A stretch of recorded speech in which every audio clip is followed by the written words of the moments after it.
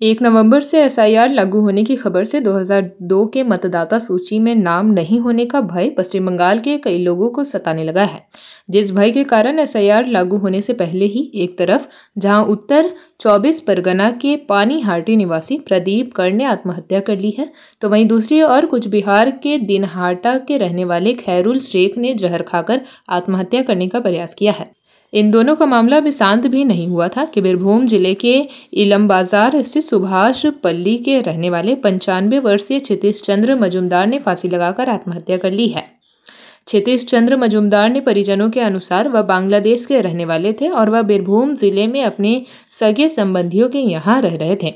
ऐसे में उनके पास 2002 के मतदाता सूची में नाम नहीं होने का भय सता रहा था। वह बार बार अपने परिजनों से यह कह रहे थे कि इस उम्र में वह कहाँ जाएंगे, जिसको लेकर वह काफ़ी गहरी चिंता में थे और आज अचानक से उन्होंने फांसी लगाकर आत्महत्या कर ली।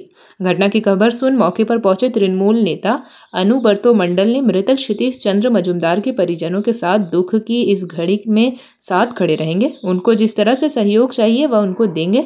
साथ में उन्होंने यह भी कहा कि एसआईआर बंगाल में मौत का फरमान बनकर आई है।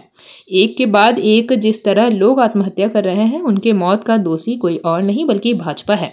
वहीं इस मामले में तृणमूल नेत्री चंद्रिमा भट्टाचार्य ने कहा कि सरकार का काम है नागरिक का रक्षा करना, उनको सुरक्षा देना। ऐसे में वह वो सब छोड़कर कह रहे हैं कि वह 1 करोड़ लोगों को वोटर लिस्ट से नाम काट देंगे। उनके भय से इस तरह की घटनाएं हो रही है।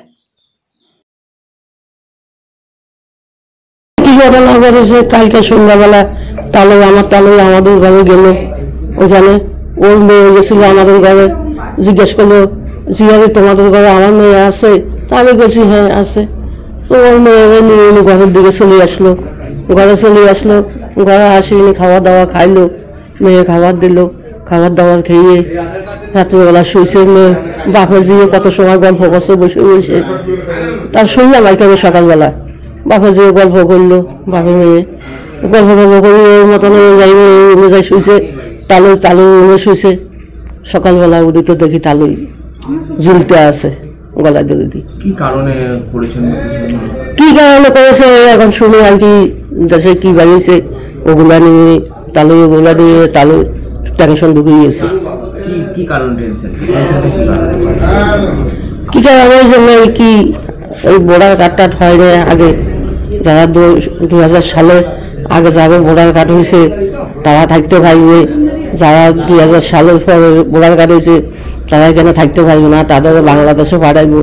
এগুলা শুনছে আর কি, ও বয়স্ক মানুষ এগুলা শুনি তাহলেই আগে বাংলাদেশে থাকতো। হ্যাঁ আগে বাংলাদেশে ছিল, আর বাংলাদেশ থেকে তো অনেক কষ্ট করে এখানে এসছে, বাংলাদেশে তো সব ফোড়াই সব জ্বালাই দিল, ওইখানে ওই দিকটারে এই দেশে চলে এলো।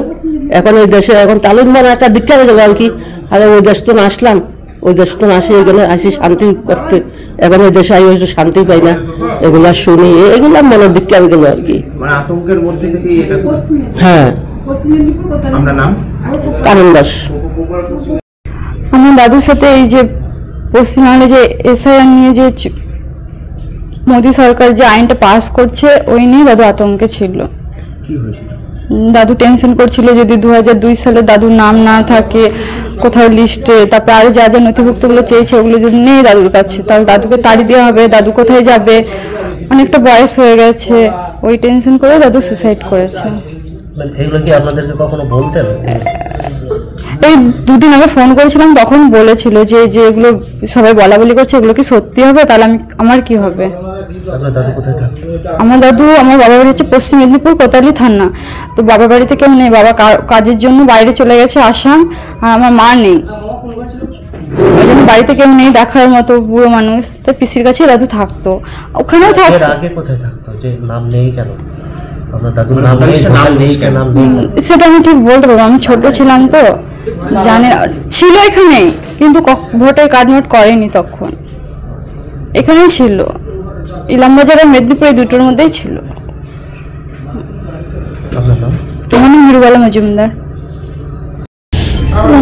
খেয়ে দিয়ে শুয়েছে রাত্রে, কালকে রাত্রে বাবার কাছে 8টা-9টার সময় বাবার কাছে ছিলাম, খেয়ে দিয়ে শুয়েছে, আমি গল্প করছে, তারপরে কাছে যা আমার আমি তো বাবার মশার টশার টাঙা দিয়ে গেছে শুয়েছে, তারপর খেয়ে দিয়ে শুয়েছে।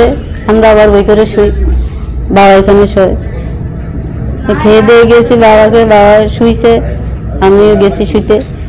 আবার সকালে দেখি কি বাবা ভালো মানুষ, আর দেখি কি সরে গলা দড়ি দেওয়া। কারণটা কি বলে মনে হচ্ছে?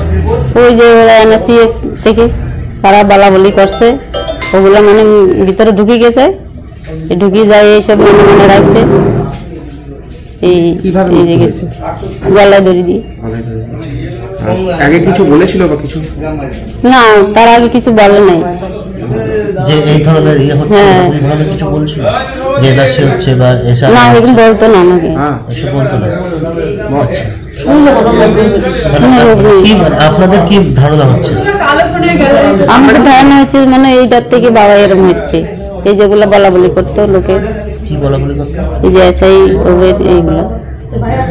আপনারা কোথায় থাকতেন আগে? হ্যাঁ, আপনারা আগে কোথায় থাকতেন বা কি? আমার বাবা বাড়ি। হ্যাঁ, আপনার বাবা কোথায় থাকতেন? বাংলাদেশ। কবে এখানে এসেছেন? হয়েছে তো 40-30 বছর এরকম হয়েছে। ভোটার লিস্টে কি নাম ছিল না বলে কি এই ধরনের ঘটনা ঘটিয়েছেন উনি? ভোটার লিস্টে বাবার হয়েছিল, মেদিনীপুর আইসি তো ওইখানে হয়েছিল, কম ইয়ে ছিল বলে বাবা যে আমার ঘরে মানে কি এখান থেকে পাঠাই দিব না কি, ওগুলা ভাবি টাবি বলে বাবা বলতো না, নিজে মনে মনে রাখতো। ওই তারপরে গড়ায় ধরে গেছে। তা আপনাদের ভোটার লিস্টে নাম নেই আপনার বাবার? হ্যাঁ, না, নাম নেই। ভোটার লিস্টে নাম নেই, সেই আতঙ্কেই কি আজকে? সেই আতঙ্কে অবস্থা হয়েছে। আপনার নাম? আমার নাম পুতুল বিশ্বাস। কি হচ্ছে না? আমি বাবার মেয়ে। जेपी भारत लाइव, भारत की बात जेपी के साथ। वीडियो को लाइक करें, शेयर करें और चैनल को सब्सक्राइब करें।